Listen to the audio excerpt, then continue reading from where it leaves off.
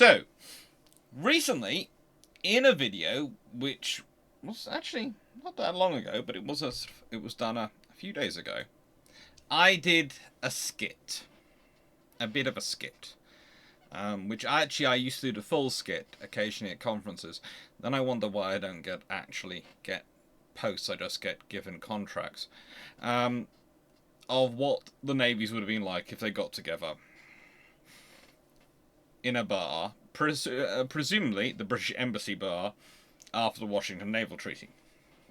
If all the navies in the Washington Treaty had got together, what they would have said once they'd been drinking a little bit. And, well, there was enough comments coming through that I thought I would do the full skit for you all. But I thought I'd better do a little bit of an introduction. So, basically, the reason this came about was because, first off, I gave it to my students, and I was using it as an example of them trying to think through negotiations and think through how people talk, and actually being realistic about talking to each other in the sidebars, because we were doing discussions of negotiations, but all they could do was imagine the sidebar meetings. And of course, I had to give them an example one. And it's a way to get them to think about negotiations in negotiations in history and treaties. And I didn't want to give them an advantage by actually doing one of the conversations which might have happened or might have pertained to treaties. So I thought, well, I'll do it as if the navies are getting together. I won't give actual names to the officers. I'll pretend to be the actual navies, as if they're getting together in the British Embassy bar after the Washington Naval Treaty. And so I did it. And the thing is, a very, very special professor at King's College London happened to wander into my seminar just as I was halfway through it, giving the example. And he thought it was hilarious. So when I was at a conference a few months later, and I ended up somehow at a table with that professor and several other professors, he decided to get me to do the skit for all the professors. So, I have done this skit a few times in my life. It changes slightly with phraseology, and as this is going on this channel, the words will again be edited, because again, it's little cousin proof. I know some of you find that weird, but it's little cousin proof. I am roughly speaking, in my age range. There are younger ones coming through now, but in my age range, the only boy in 40 cousins. That means I am outnumbered. And this is within second and third cousins, but we're a family of who talk to each other a lot. Just leave that to one side. That's a whole video to explain the entire family phone tree, the clan, and the fact that that's just the immediate family, and then there's a whole bigger family beyond that, and it just gets colossal. We'll leave that to one side. So, there are a lot of them. And they like to put their kids, have the little kids that watch this channel, because most of the kids know me and it's fun naval history, and it's something they can watch on YouTube. Don't ask me why, but they do. They enjoy it. Anyway, leaving that to one side, it means I don't want to teach them words, because I'm outnumbered. And they can do a lot of damage to me before it reaches the point at which I'm able to try and defend myself. My rules are basically I have to be close to dying before I will actually do anything back under those circumstances. So, no. And this is nothing new to little cousins. They know all that. They do know that. So, with that proviso said, and with this providing backdrop, because I was tempted to do a green screen and try and put in a bar background and all those things, but every attempt I've done at doing it has been atrocious, so not going to happen. I'm going to start the skit, okay?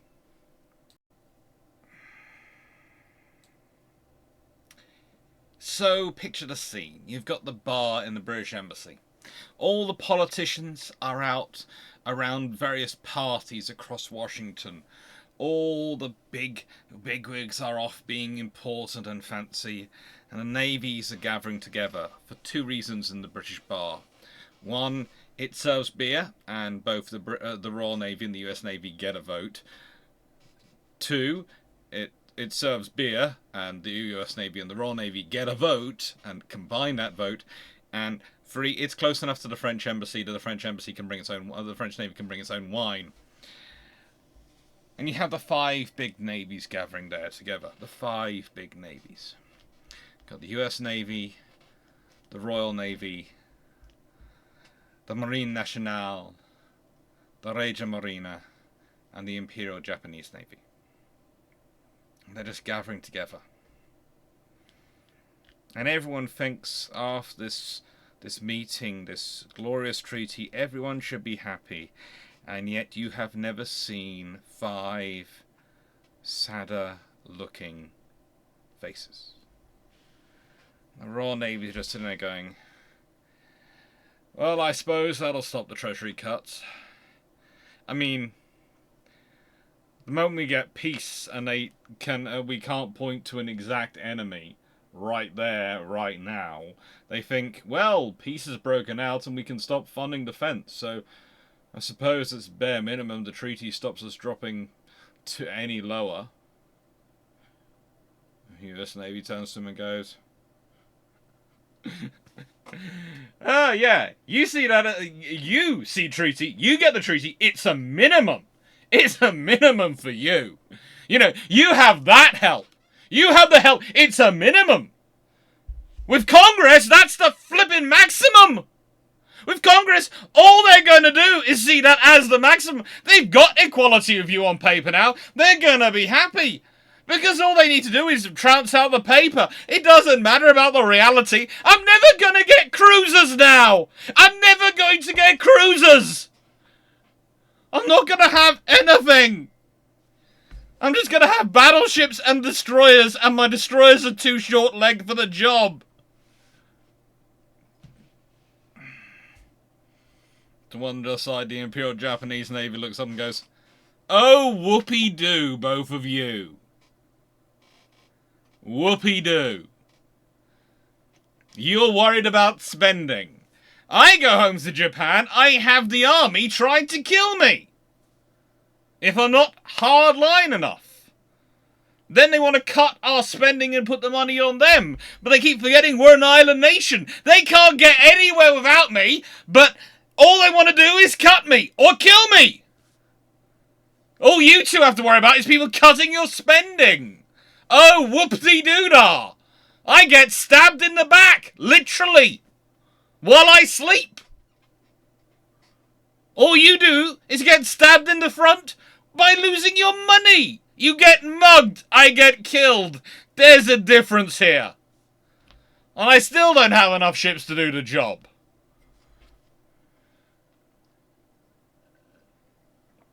At this point, the Italian Navy, the Regia Marina, goes, no worries, my friends, no worries. Another round on me.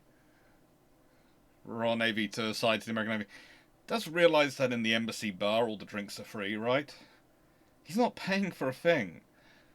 In American, it's the Italians. Okay, it's the Italians. Don't worry, my friends, don't worry. A round on me, a round on me. We have won a glorious victory. Although it is a hollow victory. Oh no, what is he going on about now? I'm going home to get killed! What is your hollow victory? Well, we were going to have the world's greatest battleship. The Francisco Caracolas were going to come out, and finally the world was going to realise how great Italy was, how fine our engineers are, how wonderful our production is. Is he going to mention the fact that it has British engines? No, just like he's not going to mention the fact it has American stuff in it as well. It's just not going to come up. Okay, just checking. It was going to show the world that I was glorious, I was great, that Italy had arrived. And now we won't get it. We were going to set the world on fire. And then there's the Marine National. And suddenly there's just from the corner, Marine National. I've got nothing. I've been crushed by a war. I'm now, for some reason, limited to the same size as them. And I can't do anything about it. All my new battleships, all my new cruisers, all my new navy is going to be cancelled. All I'm going to get out of this is an aircraft carrier. Luckily, I've chosen the ship which has all turbines, the Burn. So once we take her armour off, she'll be a fast ship. I know she'll show you all the world what a carrier can be. Until then, I need more wine.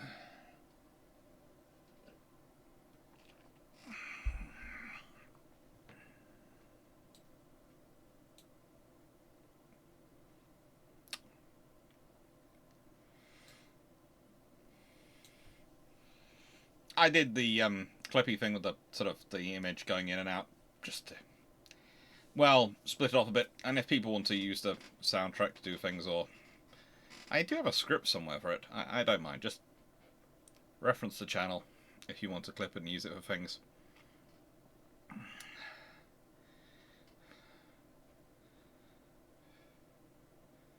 What I found funny when I did that and I first put it together is how quickly a lot of the students, and even some of the academics who heard it over the years, thought that's disturbingly accurate. And it's not that difficult to work through or think through. But it is useful to think about. What was it really like? And I carried on with the series. I actually did one for the London Naval Treaties as well, and the one after the Second London Naval Treaty is pretty much the British, French, and American Navy sitting around going, why are our governments signing us up to this? Why are we here?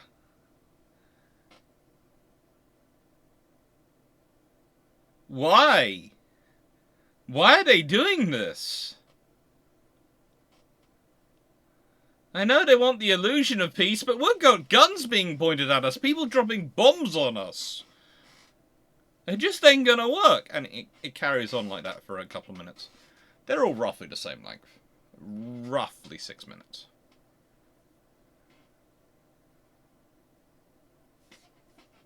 What can I say? The seminar was an hour long. A roughly 6 minute skit to give an idea.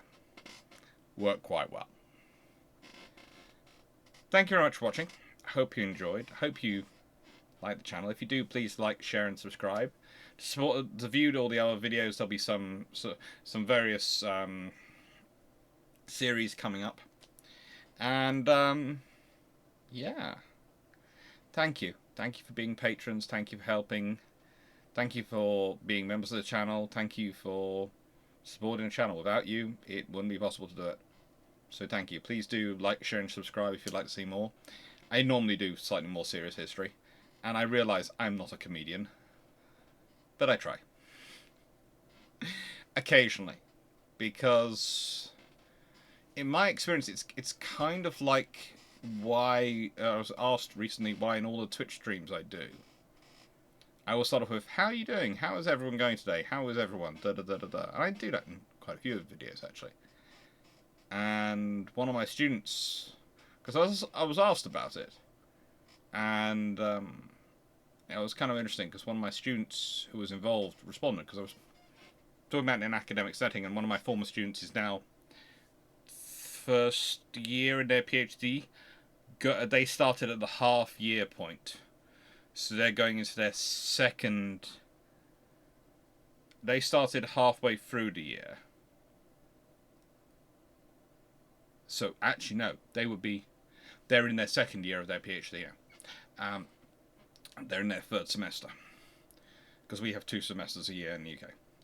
And they basically turned around and said, "Ah, that's what Alex does. He always asks everyone how they're doing, and he remembers it. He does check in. It's how you do your job. It's how you make sure you're there to help. Because to me, a lecturer's job was always more about signposting where people could go and find the help they needed, or the sort of how they could approach the work they wanted, or things like that, than telling people what to do. Giving them advice and options for how they can portray it, and then letting them pursue it themselves. Because very much the difference between university education, I found, and quite a lot of other areas of education, is you're working with adults. They have to make decisions for themselves.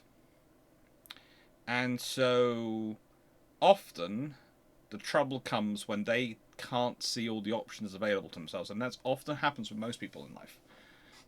Most times in life, when you are face up to the grindstone, working as hard as you can, or dealing with a crisis, you can't take the step back and view all the options available. And then it's useful to have someone who has been through it before, or who has enough knowledge to be able to take that step back, look around and go, I know you're going this route, and I know that is the route that makes sense to you, and I can understand that route. But for a second, let's just consider, have you considered this route, or this option, or this variation on the route you're planning? Because it might take some of the pressure off you. Now, there might be reasons which you haven't told me, which means you can do it, you can't do it, but let's talk it through, because then at least you're sharing your problem with someone. That was always my approach as a lecturer anyway. Still my approach as a human being, outside of university as well. I think it works. Thank you very much everyone for watching. Hope you enjoyed. Take care.